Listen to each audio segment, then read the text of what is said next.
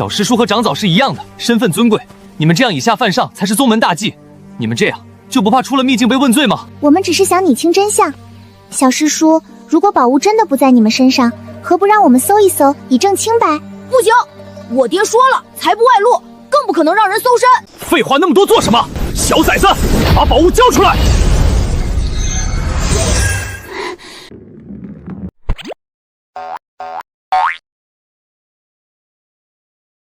意义，把外界声音打开，我们可以听到外面在干嘛。好。诸位道友，刚才那惊天动地的动静，想必大家都感受到了。我御兽宗的灵兽感应到，这里曾有一股极其强大的力量爆发，随后又神秘消失。我猜测，可能是某种上古禁制被触发，或者有重宝出世。南宫兽主说的对，那股力量至少是金丹期的威力，秘境里肯定有宝贝。但问题是，宝贝去哪儿了？我们找了这么久，什么都没找到，可能被什么人捷足先登了。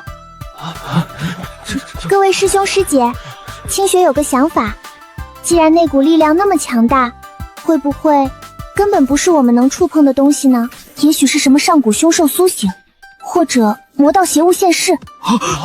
怎么会？这个秘境不是说很安全吗？留个心眼吧，万一有宝贝呢？清雪师妹说的有道理，我们不如联手探查，若有危险也好互相照应。楚师兄说的对，如此甚好。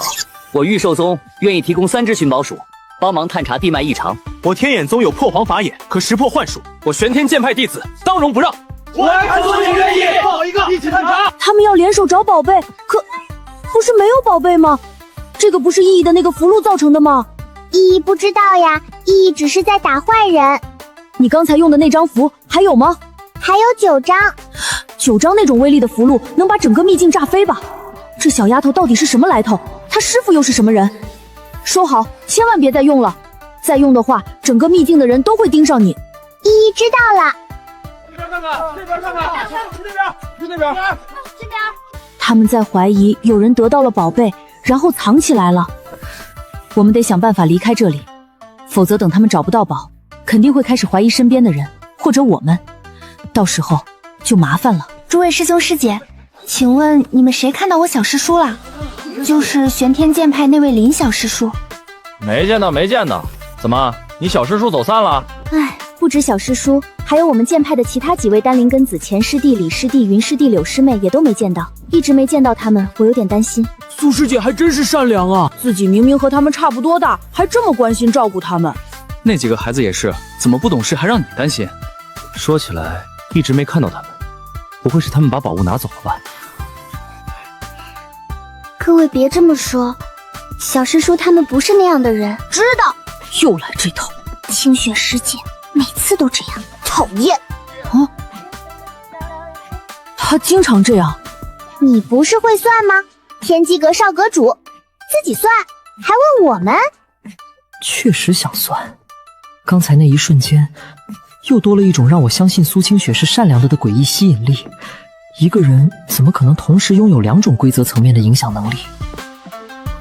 我算，上善若水，心怀苍生，仁德无双，每一个卦象都在诉说着同一个事实。苏清雪是个完美无瑕、善良纯洁的人，总觉得哪里不对，卦象太完美了，完美的不真实。当然算不出来了，能算到的都是他的善良面。他身上有某种光环，会自动美化他的一切行为，扭曲旁人对他的认知。你刚才算到的不过是他或者天道想让你看到的人设罢了。原来他这么善良，卦象不会骗我，肯定是我误会他了。你们不要老说他坏话，他明明这么完美。你认真的？啊，又来了。我刚刚怎么了？你又喜欢上他了？刚才那一瞬间，似乎又被控制了，觉得苏清雪完美无瑕，甚至想要为他说好话。多谢你救我。不客气，我觉得电你好玩。行吧，你开心就好。但你们不要老说他坏话。你看他这么好，这么完美，肯定不是故意让其他人怀疑你们的。也许他只是真的担心。我又怎么了？你又喜欢上他了？我算是明白了，只要自己一被影响，林之意就会电我。虽然过程有点痛苦，但效果显著。不用谢，我电你都是你活该的。我又怎么了？你又喜欢上他了？我大概明白是怎么回事了。他身上有一种规则，能扭曲旁人对他的认知。但我发现，只要保持痛感，就能短暂抵抗那种影响。你前面说过类似的话了。有吗？不打紧，还是谢谢你一直电我。不客气呀，依依也觉得电你挺好玩的。唉，算了，至少结果是好的。找到他们，也许就能找到宝物。对，那几个孩子天赋异禀，说不定真有什么奇遇。大家小心点，别伤到孩子，但宝物必须交出来。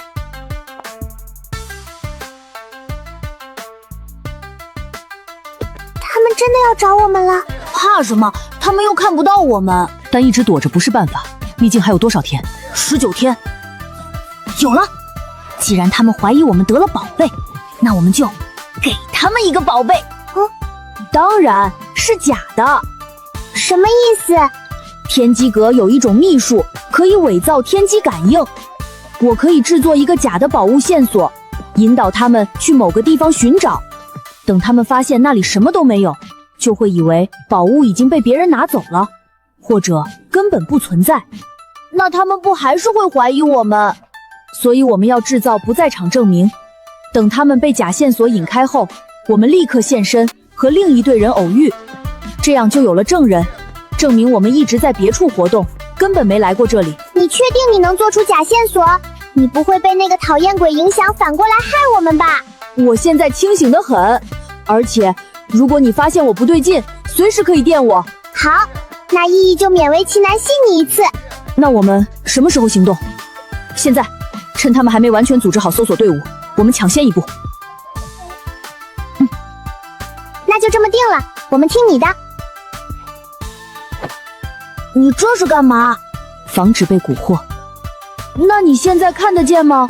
天机阁的弟子本就无需依赖眼睛事物，我们修的是心眼，观天机，查命理，看的是气运流转，而非表象。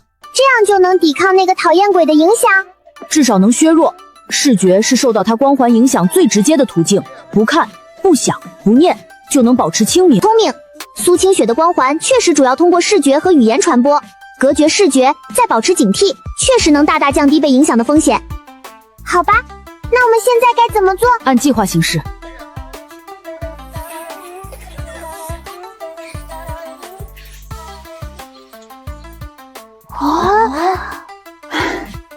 好了，这些诱饵足以让大部分人心动，所以你这么早带这个白纱有什么用？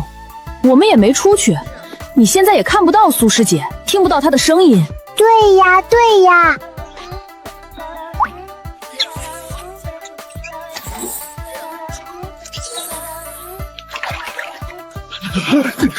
东边有宝光，西边的灵气异常浓郁，南面发现上古符文，北边有妖兽守卫着什么。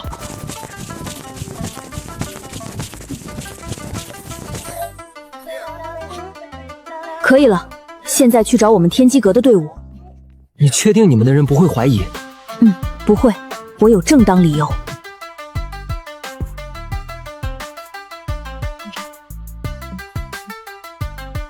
少主，可算找到您了。这几天您去哪儿了？遇到了点意外，这几个是我朋友玄天剑派的弟子。前几天我们不小心掉进了一个隐蔽的山洞，今天才爬出来。见过林师叔，见过几位道友。你们好呀。原来是这样啊，少主，难怪我这几日用天机推校都找不到您，还以为您出什么事了。少主，您的眼睛怎么了？在山洞里被迷障毒了眼睛，不过不耽误，已经服了解毒丹，过几天就好了。少主真是福大命大。不过既然遇到了，不如和我们一起行动吧。这次秘境试炼，我们天机阁也要有所收获才是。正有此意。不过我刚才感应到，不远处似乎有秘宝要现世，我们要不要去看看？真的？在哪儿？在那边，我感觉到强烈的天机波动，应该是某种上古遗物即将出世。少主，我勘测到似乎并不是秘宝，反而有凶险之兆。是吗？可我明明感应到……啊，是我错了，那不是秘宝，似乎是什么在暴动，确实有危险。多亏你提醒。少主没事就好。那我们接下来……既然那边危险，就不去了。我们换个方向探索。对了，你们这几天有什么收获吗？总算安全了。那个骗子还挺靠谱的嘛。这个骗子好像还挺厉害的，他确实很聪明。天机阁少阁主名不虚传，如果不是被苏清雪的光环影响，应该是个很出色的人物。那依依以后少电他一点好了。你确定是因为这个？那几个人到底在哪儿？这边我感觉到有机缘。少主英明，这边确实有吉兆。那边真的有宝贝吗？有没有宝贝不知道，但至少安全。喂，骗子，你能算算玄黄到底是什么人吗？我试试。财帛盈仓，广纳八荒；明珠蒙尘，锦绣藏香。往复千回，执念未央。夙愿难偿，再起新章。简单说，这个人特别有钱，但为了一个人，把所有的财富都抛下了。为了这个人，他重复了很多次同样的事情。现在他的愿望还没完成，所以又再来最后一次。那么他和你什么关系？没什么关系，一个爷爷。行吧，找我算卦要收费的哦。你欺负小宝宝，依依有零食也不给你。没有呀，依依不是小大人吗？刚才打坏人的时候可威风了，一点都不像小宝宝。你烦人，大骗子你！跑慢点儿。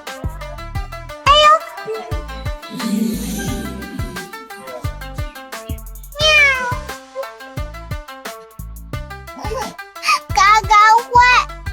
本神这是自保，自保懂吗？依依，你没事吧？让多多看看。依依，你别难过，这个送你。谢谢多多哥哥，依依最喜欢你啦！依依不哭，下次小心。中州第一富豪的儿子果然名不虚传。那个算卦的零食，不想给。这个骗子欺负小宝宝，还害我摔跤。可师傅说过，欠债还钱天经地义，算卦收钱也是规矩。给你。怎么感觉到接了这块零食和他之间那种奇特的联系，可能就会被消散掉一部分？我不要了。为什么？就不要了。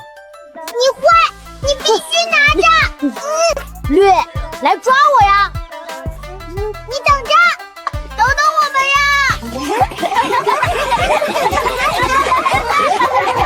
们呀！少主，真是童心未泯啊。那几个孩子也挺可爱的，让他们玩吧。这几天秘境里太压抑了，注意警戒周围就好。快抓到啦！差一点！左边，右边，加油！抓到了！看你往哪儿跑！投降！我认输。那零食你还要不要？不要了，就当我送给小朋友的礼物。依依不是小朋友。好，是小大人。那这位小大人能放开我了吗？喂，骗子，你真的不用眼睛也能看见吗？能。修心眼的人看世界的方式和普通人不同，我们看的是气运、因果、能量流动，反而比肉眼看得更清楚。好厉害！韩风也想学，依依怕学不会。轻舞也想试试。如果有兴趣，我可以教你们一些基础的观测法门。不过什么？不过要收费哦。你开玩笑的，免费教，就当是朋友的礼物。朋友，小仆人交到新朋友了。虽然那个天机阁的小子有点烦人，但还算靠谱。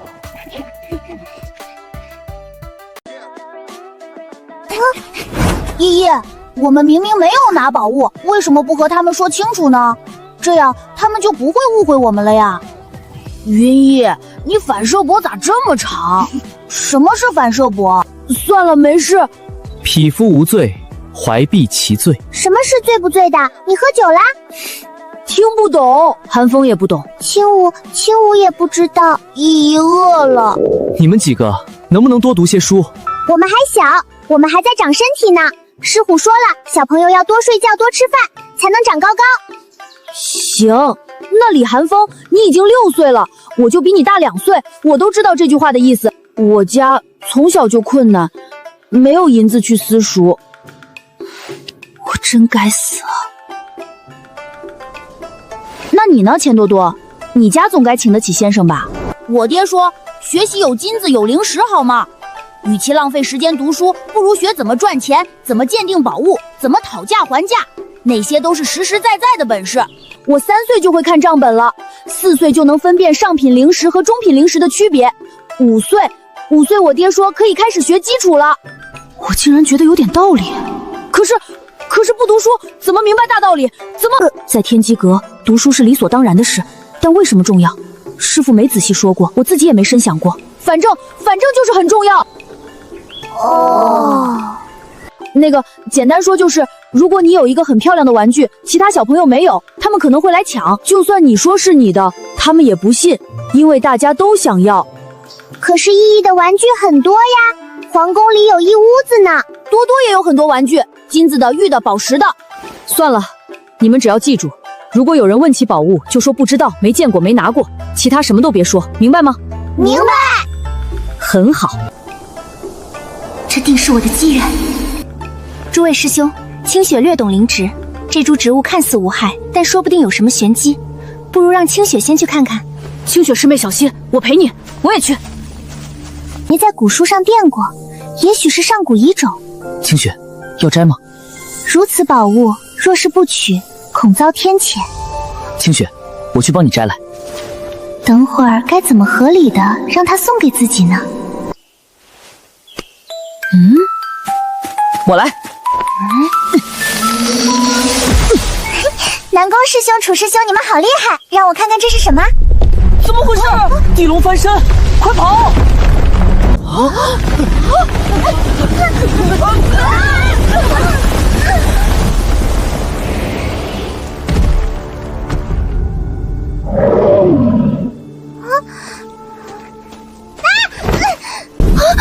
清雪，你没事吧？清雪师妹小心！你让开！该让开的是你。别管我了，你们快跑！不，我绝不会丢下你。清雪师妹别怕，我来保护你。愣着干嘛？跑啊！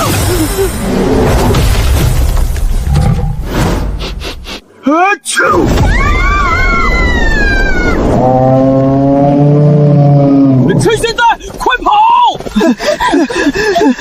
北边有巨型妖兽，苏清雪他们差点被拍死，他们拔了他头顶的毛，把他惹怒了，活该！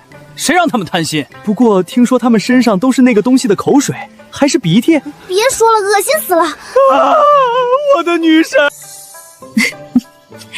怎么啦？没什么，只是突然觉得天道有时候也挺幽默的。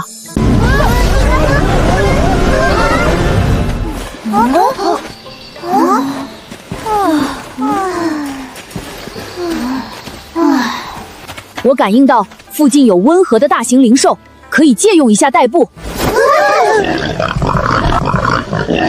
你确定这玩意儿能骑？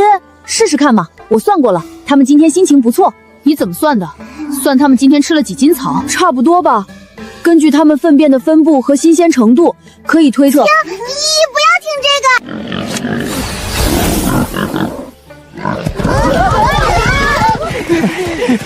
慢点，我要掉下去了！这猪怎么总往树上撞？寒风要吐了。一吧。你确定是这儿？对啊，我的感应不会错，这里有大机缘。有没有发光的小石头？会不会有树洞藏宝？下面有没有密室？空气中有什么异常吗？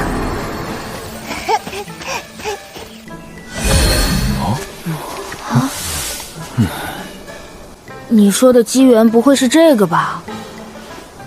也可以不是。等我出了秘境，我要大肆宣扬！什么？天机阁就是骗子！不是，那肯定是你们没感觉到，我都感觉到了。你确定？我又没说一定有，但是我说这里一定安全，不是吗？你看，我们来了这么久，一只妖兽都没遇到，一个人都没看见，安全就是最大的机缘。所以你就是带我们来这儿避难的，可以这么说。外面现在乱成一团，这里最安全。等他们打得差不多了，我们再出去浑水摸鱼，岂不是更好？有道理。但你确定不是因为机缘算错找的托词？咱还能愉快的聊天了？假的，都是假的，我们被耍了！谁干的？查，必须查出来！天机阁的人不在，玄天剑派那几个孩子也不在，还有梵音寺的几个秃大师，还有合欢宗那几个人和几个小门派的人。秘宝肯定在他们某一队人身上，或者我们前面就想错了，万一秘宝不在几个孩子身上，而是其他宗门队伍里。诸位师兄师姐，请听清雪一言。我小师叔他们年纪还小，肯定不会做这种事的。你们千万不要抓他，他还只是个孩子，他才3岁半，怎么可能设计这么复杂的局？你们千万不要为难他。清雪师妹真是善良。苏师妹，我们知道你善良，但秘境之中人心难测，也许你小师叔他们是被人利用了。清雪，你不用为他说话，如果真是他做的，我绝不会因为他是小师叔就手下留情。不会的，小师叔虽然年纪小，但很聪明，不会轻易被人利用的。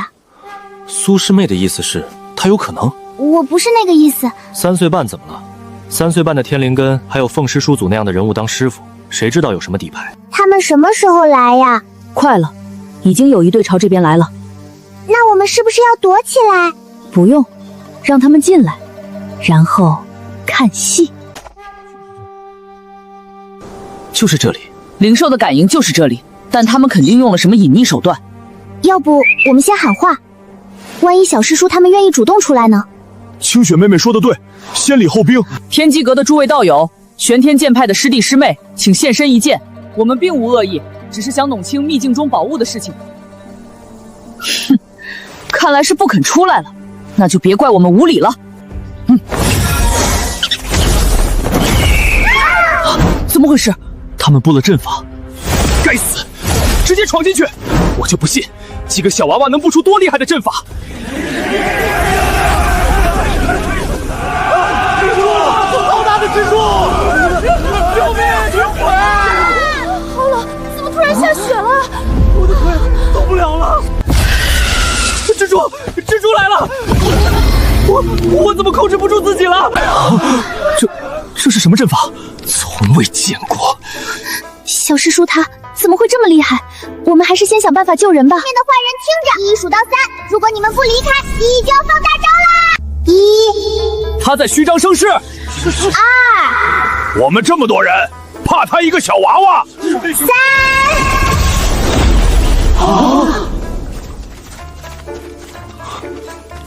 你们依依没有拿宝物，你们非要找依依的麻烦，依依只能教训你们啦。教训我们？小丫头，你知道我们是谁吗？依依不知道，也不想知道，但依依知道你们是坏人，欺负小朋友的都是坏人。少废话，交出宝物，否则……且慢，诸位，我们这样枉为正道。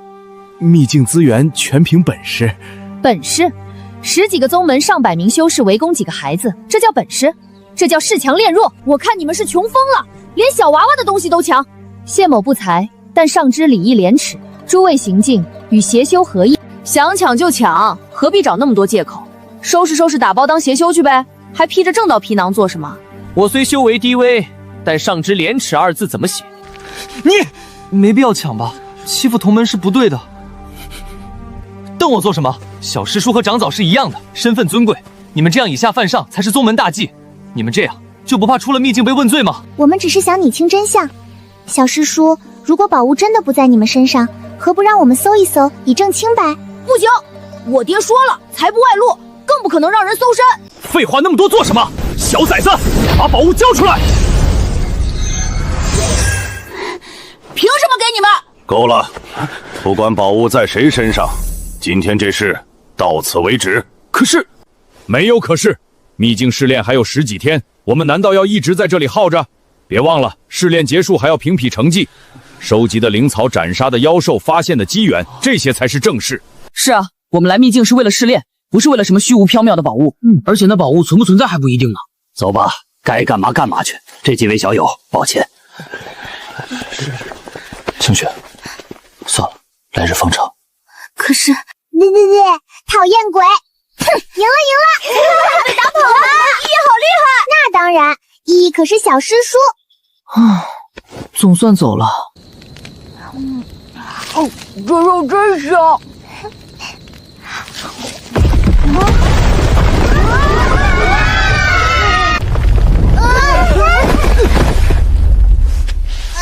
我的屁股。大家没事吧？弟没事，本神差点死了。哇，你没骗人，真的有机缘哎！对啊，我又不骗人。这地方已经被之前进秘境的人搜刮过了，看起来没什么东西了。系统哥哥，你能看到什么吗？检测不出来，这地方好像被某种力量屏蔽了。好吧。喂，燕子，你确定没问题？应该吧。你确定吗？不确定。你还挺诚实。哎，这里的壁画是什么意思？好眼熟。眼熟？对啊，和小人书一样，上面会画很多有意思的故事。壁画画得很简单，一个小男孩从云上跳下来，给人间界带来了福泽，惩恶扬善，至诚至善。我知道了，天降福星的故事，这个小男孩是福星。那我们许个愿吧，万能的神啊，能不能给我们一点福泽？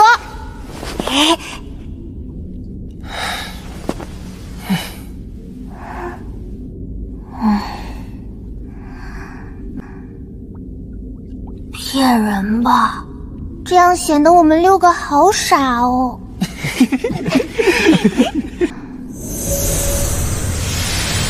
至诚至善。哇，真的有用！你说的不对，他蓝卓池就不诚实，我也不善良，因为我是恶。不能让别人知道你是恶毒女配呀，宝宝。因为我是恶，我是肚子很饿的人，要吃令兽杀生，我不善良。真有你的，有人会信吗？轻舞也吃肉了，多多吃了好多，我也吃了，羿也吃了。诚实亦是善，知错亦是善，你们很好。这是福泽赐福，上古时期有大功德者才能施展的神通，没想到这里居然有残留。那我们是不是赚到了？何止赚到，这种赐福对修行有极大好处，能净化灵力，稳固根基，甚至能提升气运。气运是什么？就是运气。以后你们可能会发现自己运气变好了一点点。好呀！这个3岁半的小丫头虽然有时候气人，但确实很诚实。谢谢你，依依。谢我什么？谢谢你说我不诚实，以后我会努力变得更诚实一点。那你还骗不骗人了？尽量不骗。这还差不多。他刚不是和苏清雪他们走了吗？苏清雪他们也不在，莫非还有其他入口？我不想帮他，他原来和讨厌鬼在一起的。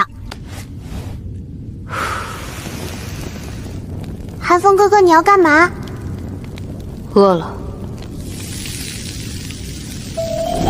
给多多留一块。加点这个，更香。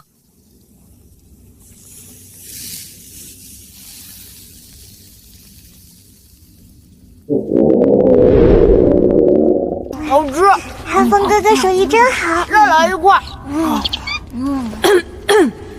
那边的几个小孩，你们如果给本少主吃一口，本少主勉强同意你们救我。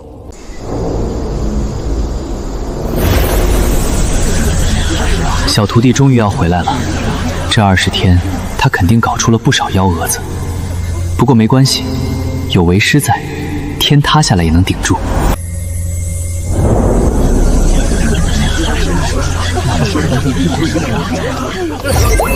师傅，依依回来啦！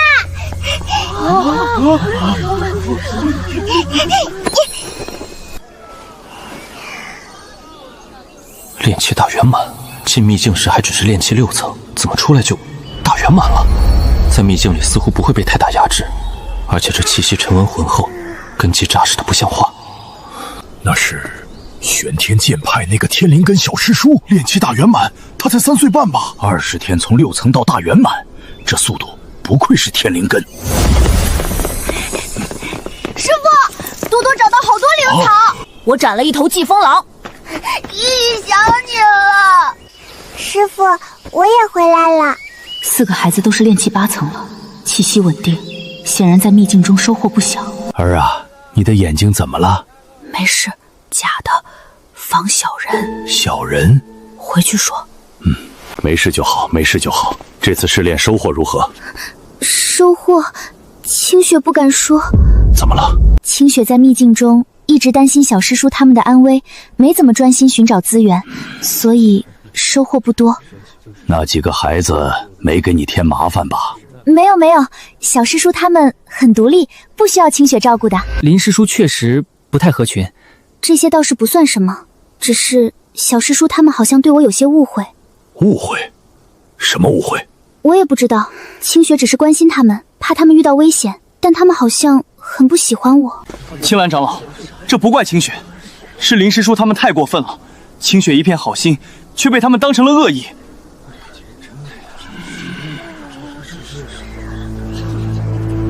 清雪别难过，你还小，有些事不懂。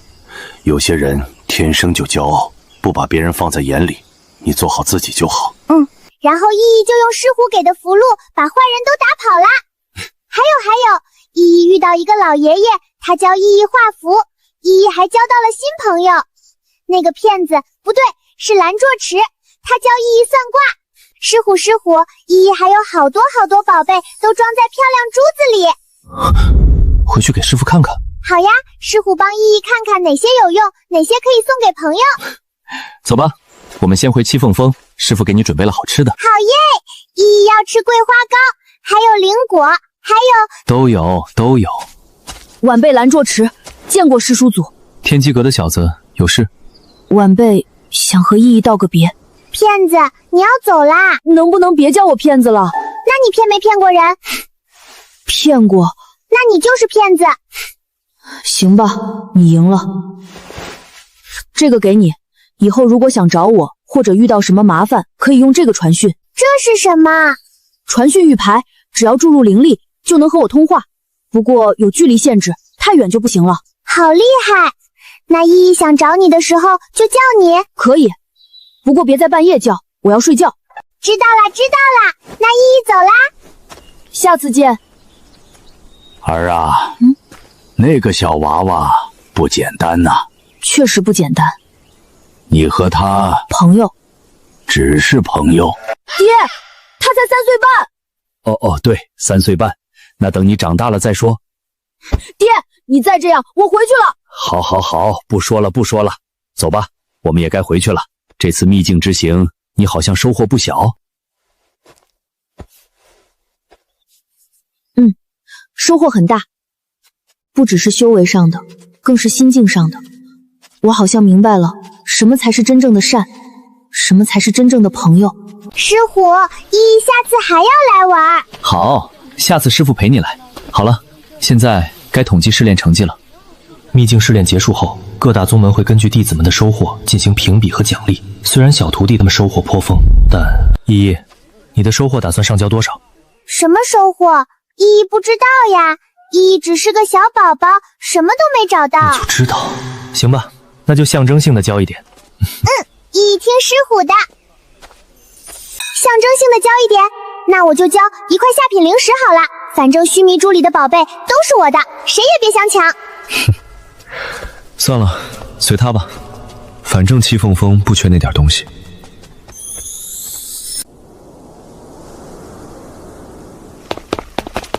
师傅说这些适合你们。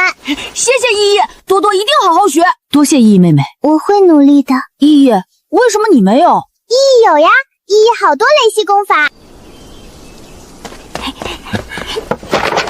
这是激红贯日诀天级功法，还有庚金剑气天级剑法。多多，这功法哪来的？依依给的呀，他说他师虎给的，让我们好好学。凤师叔祖这是把藏经库搬空了吗？师虎，依依也要去吗？对啊，依依也要去学知识，认字、识药、变兽，这些都是基本功，很重要的。可是，其实依依以前去过国子监，这个就不用去了吧？依依，你确定？国子监教的可是凡间学问，和修仙界的不一样哦。师虎，依依不想去嘛。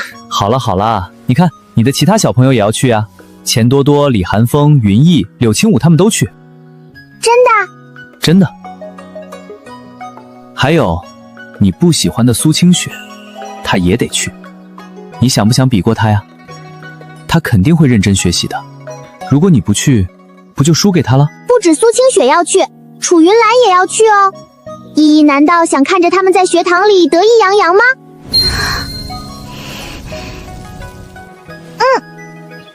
必去。这才对。今日是第一堂课，我们先学修仙三字经：修仙路，慢慢吸，精气神，人之基，引灵气入丹田。修仙路，慢慢吸。花长老，清雪有个建议，请说。清雪觉得，像年纪太小的师弟师妹，可能还不到学习的时候，不如让他们先回去，等大一些再来。毕竟小师叔还有师弟师妹们，好像连字都不认识呢。你谁呢？没有说谁呀，我只是在说一个普遍现象。小师叔，您不会对号入座了吧？苏清雪学习不分年龄，他们虽然年纪小，但态度认真，这就很好。况且，你说林之义不认识字，你3岁时就认识所有字了吗？清雪3岁时已经能认读千字文了。哦，那很厉害。不过，林师妹，你现在在做什么？意义在皇宫的时候在吃桂花糕，玩捉迷藏，还有欺负皇兄的伴读。到了这里就和师傅学习修炼。今天表现很好，虽然年纪小，但学习态度认真，回答问题也积极，这是奖励。谢谢花长老。谢了，小师叔。不客气。师傅，依依有些听不懂。刚开始都这样，慢慢来，不着急。可是苏清雪都听得懂。她7岁了，你才3岁，等你7岁的时候，肯定比她厉害。真的吗？当然是真的。那依依要努力，等依依7岁的时候，一定要比苏清雪厉害。好，师傅相信你。钱多多，不准在课本上画金元宝。李峰峰，把冰收起来，教室里不需要降温。云逸，别哭了，不就是字写歪了吗？柳青武，风不是用来吹前排同学头发的。这绝对是货真价实的须弥珠，上古空间至宝，能纳须弥于劫子，装下一方小世界都不成问题。但问题就在这里，须弥珠是上修仙界藏宝阁的镇阁之宝之一，由专人看管，绝不可能流落下界，更别说出现在清灵秘境那种最低等的炼气期秘境里，这不合常理。意义说的玄黄，上修仙界有这个人吗？一个能拥有须弥珠留下传承，不可能籍籍无名。除非这个玄黄根本不是这个时代的人，或者根本不是这一界的人。看来得回去一趟了。跨界传送阵能让我的一缕神短暂回归上修仙界的本体，虽然强行穿越2界屏障会损耗不小，但值得。起！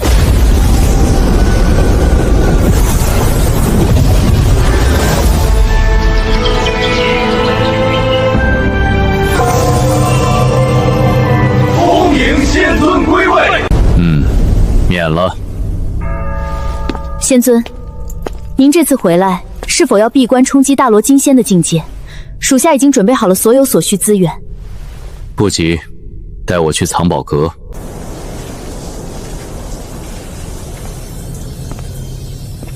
2枚须弥珠，不可能！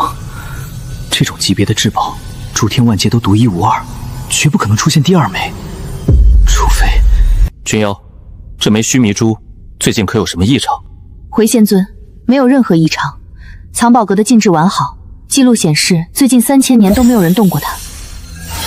最后一次记录是在37000年前。仙尊，怎么了？认识玄黄吗？玄黄？不认识。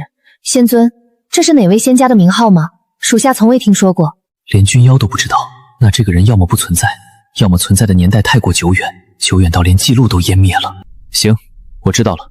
仙尊，您这是要走，不闭关冲击境界了吗？下界还有些事情要处理。可是大罗仙仙的境界……不急在这一时，我的玉分身在下面收了徒弟，有些事情需要搞清楚。徒弟？仙尊收徒了？是哪家的天才？一个3岁的小丫头，天灵根，性格很有趣。3岁？那岂不是……修仙界不久，刚入天赋确实惊人，炼气6层直接突破到大圆满，根基还扎实的不像话。这种修炼速度，就算在上修仙界也是闻所未闻，难怪仙尊如此重视。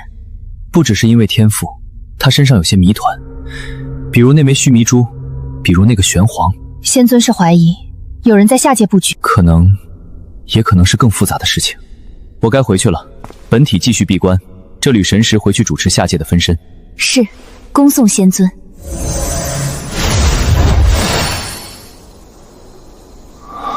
枚须弥珠，一枚在上修仙界藏宝阁，一枚在小徒弟手里，这怎么可能？除非时间出了问题。须弥珠最后的使用记录是37000年前，之意描述的玄黄为了救他，执念消散。这一切都指向一个可能：青灵秘境里的那处遗迹，不是普通的秘境机缘，而是一处时间错乱之地。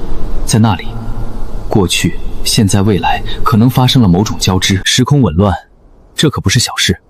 时空法则是诸天万界最根本、最玄道的法则之一，一旦出现紊乱，轻则秘境崩溃，重则影响一界稳定。而青灵秘境却没有引起任何人的注意，这本身就很奇怪。除非有人刻意掩盖，有人在下一盘大棋啊，把我徒弟当棋子。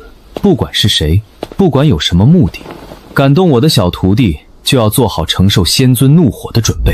师虎，依依做噩梦了，梦到好多人要抓依依。不怕，有师傅在，没人能抓你。师虎最厉害了。告诉师傅，梦里都有谁要抓你？有讨厌鬼，还有楚云罗，还有好多不认识的人，他们都说依依拿了不该拿的东西。不该拿的东西？须弥珠、玄黄传承，还是他们还说什么了？他们说依依是变数，要清除。师虎，什么是变数啊？是术数吗？变数这个词在修仙界有特殊的含义，指的是那些打乱既定命运、改变因果轨迹的人或事。小徒弟居然被某些存在认定为变数。没什么，就是有些人吃饱了撑的胡说八道。依依别怕，师父会保护你的。真的吗？真的，不管是谁想动我们依依，先问过师父的剑。那师虎要一直陪着依依。好，一直陪着。看来这趟浑水我是趟定了，我倒要看看是谁敢在我的眼皮子底下对小徒弟下手。睡吧，师父在这儿，保护好他。不用你说，本神也会。凤灵渊刚刚去哪里了？他离开时的空间波动远超此界应有的层次。他到底是什么人？他显然知道雷帝嘎嘎的真实身份，知道还敢给宿主，是自信能掌控，还是另有所图？回来就说保护好他。他到底发现了什么？宿主的梦境预示了什么？变数这个评价从何而来？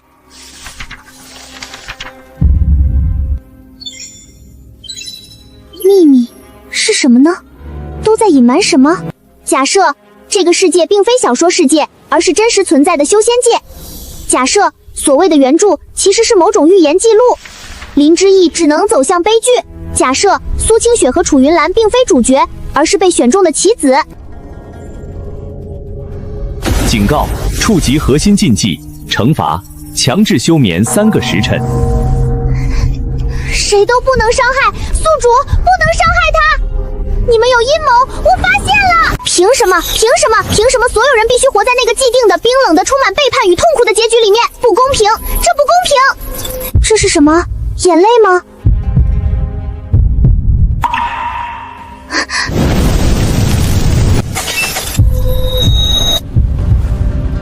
这不是任务，不是程序设定，这是共情。